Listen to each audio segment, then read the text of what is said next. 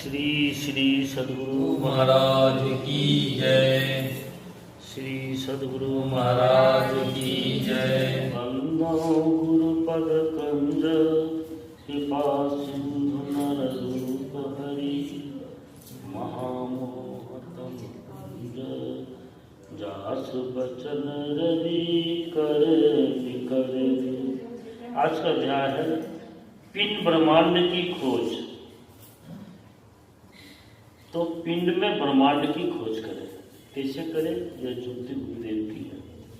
आइए उनके प्रवचन में इसका विचार को समझें, उनका गुरुदेव के विचार को समझें। प्यारे लोगों, जिसको अपने तय का ज्ञान नहीं है उसको दूसरे का भी ज्ञान नहीं होता। जैसे गहरी नींद में सोए को अपने तय का ज्ञान नहीं है तो उसे दूसरे का भी ज्ञान नहीं होता। बुद्धिमान पुरुष अपने को खोज कर पाता है तो उसे दूसरे का भी ठीक ठीक खोज मिल जाती है।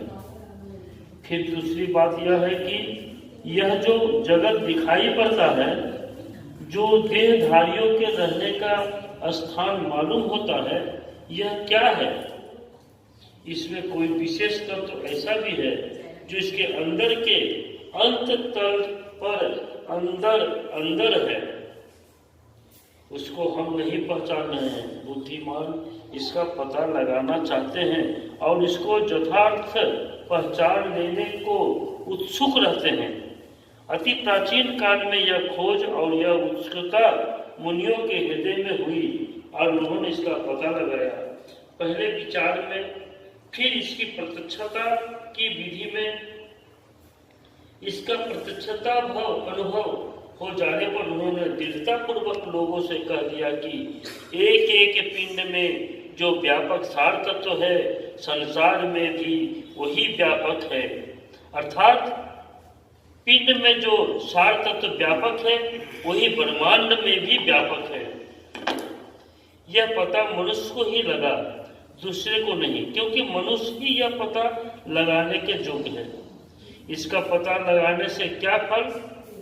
इसका पता जिसको मिला, जिनको नहीं लगा है, वे संसारिक माइक चीजों में संलग्न है। इस संलग्न में संतुष्टि नहीं, शांति नहीं और सुख नहीं है।